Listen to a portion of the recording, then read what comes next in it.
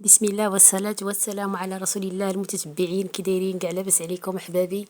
تحياتي لكم احبابي فيما كنتو خارج الوطن وداخل الوطن، وتحياتنا لخوتنا وحبابنا اللي في الدول العربية بدون استثناء. تحياتي لكم.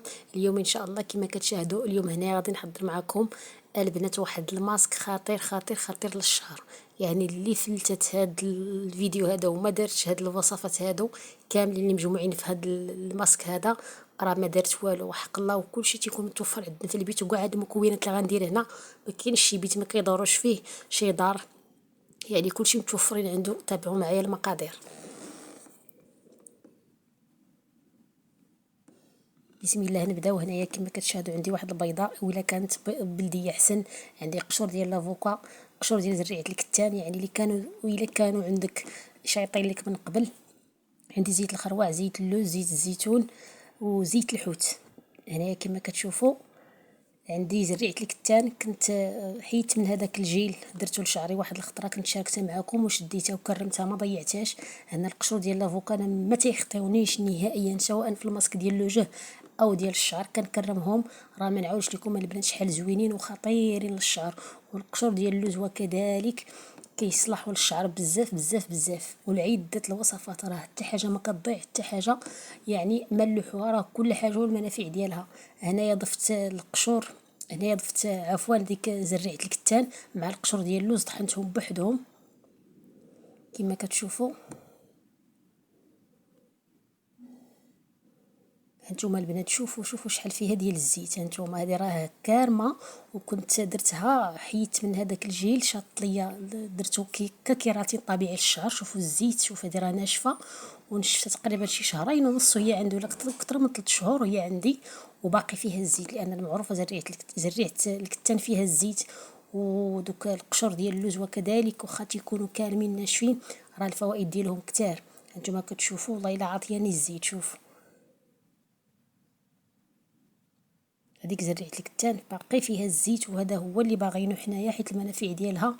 هذا غير قلت لكم راه فايته مدوزاها في الماء سخون، وإلا جبتوها هكاك طبيعيه بلا ما يعني ما تكونوش مستعملينها راه غتخرج منها الزيت كتر من هذا الشيء. شوفوا كي خلات ليا هذاك سميتو ديك الماكينه عامره بالزيت، يعني هذا الشيء راه غير ناشفه. راه اللي جا عندي وريتكم هذو القشور ديال لافوكا، هما هادو كي وريتكم اللي جا تيكون عندنا ما تيخطيوش. دوك القشور ديال لافوكا كنديرهم مع البيض وكنستعملهم مع اي وصفه كنبغي نديرها لوجهي، كنحضر فيها داك القشور ديال لافوكا. وكيمكن لكم تستعملوهم حتى كوماج، يعني بحال مقشر للوجه مع اي زيت كتحبوا نتوما. هنا غادي نضيف بيضه كما كتشوفوا بعد ما قشرت ما طحنت هذوك القشور ديال لافوكا هما الاخرين.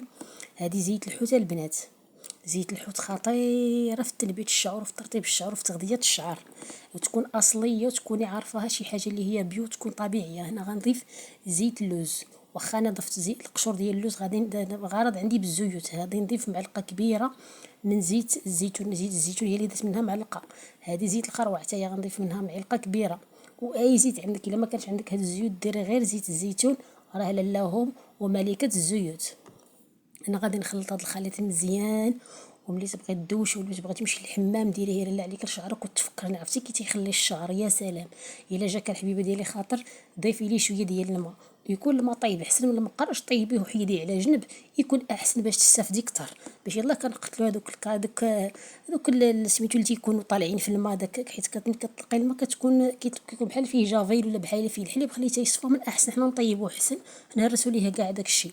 هنا كما كتشوفوا غندوزو نصوبوا ان شاء الله واحد الطبريمه. كما كتشوفوا عندي الورد، عندي البابونج، القرنفل، الخزامه، العرعر، سن حرم، الحنه كما كتشاهدوا هنايا. هنا غادي نضيف هاد الحامض يطيب، غادي نضيفو نسلقو. راه الا سلقتوه يا سلام كي تيولي واحد الكريمه ما نعاودش لكم عليها.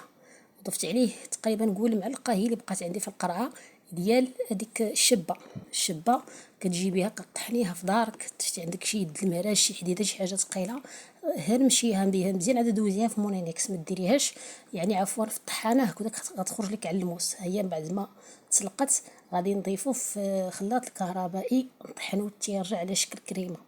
هاد الوصفه هذا البنات، هاد الكريمه ديال الحمض ما خصش تخدي اي سيد، راه كتصفي الجسم وكتنقي الجسم، وبالخاص الا ضفتي معاها الشبه والحنه بركه بلا كاع حنا من هاد المكونات كاملين الا ما كانوش متوفرين، ولا غير الحامض هكذا مع الخزامه.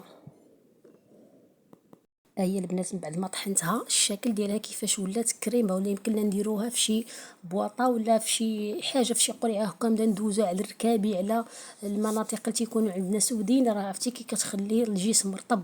ضفت هنايا دوك المكونات كاملين، العرعر، ضفت القرنفل، ضفت الخزامه، ضفت البابونج، ضفت ديك سنه حرم حتى هي كتخلي الجسم رطب وكتصفي وكتنقي البشره. راه كاع هاد العشوبه البنات راه بالتجربه، راه كلشي كيعرف هادشي وكلشي كيكون مجرب هادشي، غير حنا كنعكزو ما كنداوموش عليهم. ضفت كلشي في هذاك الخلاط اللي شفتوه الكهربائي، يعني ديك الماكينه كلشي خلطته وطحنت بمره واحده وما غنغربلش، غنبقى نطحن حتى كيرجع للشكل الحنه. ما نضيع حتى شي حاجه، لان داك غربل غير كتضيعي دوك المكونات. من احسن نصبروا، الا كانت عندنا ماكينه ماضيه ما كانش عندنا نمضيوها. راه كاينين طرق اللي كتمضى بها، اللي كيتمضى بها الشفر ديال المونينيكس او ديال هكايا ديال هكايا ديال اللي كنطحنوا فيها بحال الجنجلان بحال هكذا الحنا. راه كاين طرق باش تمضي دوك الشفرات. هنايا نتوما كما كتشوفوا من بعد ما طحنتوش رديتو بحال شكل الحنه، يكون مطحون مزيان باش نستافدوا من المكونات، ما يكونش داكشي مهرمش.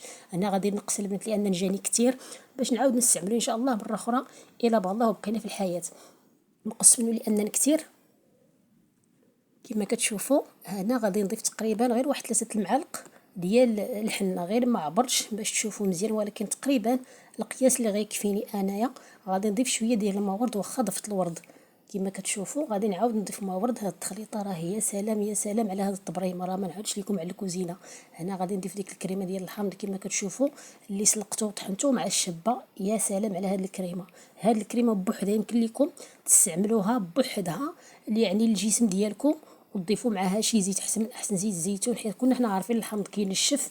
ودهني بها يا اختي، ولكن من احسن تفادوها في هذا التيفوت شويه الحراره، وبالاخص الناس اللي كيخرجوا كيتعراو كيمشيو للبحر. الحامض كينقي وتيصفي ولكن ضد الشمس. كما كتشوفوا حنا راه ما غاديش نضيفوه بوحدو، غنضيفوه طبعا كما كتشوفوا مع الحنه.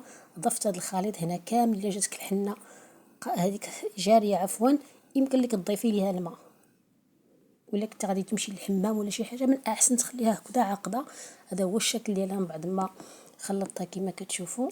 وقدمتها مع هاد الكريمه هذه باش تشوفوا الشكل ديالها كيفاش كتولي ملي كطحنيها، كتولي هكذا زوينه زوينه وما كنضيعوا حتى شي حاجه. حتى داك اللب ديال الحامض راه ليه الفوائد ديالو، ماشي غير الماء بوحدو اللي كنستافدوا منه.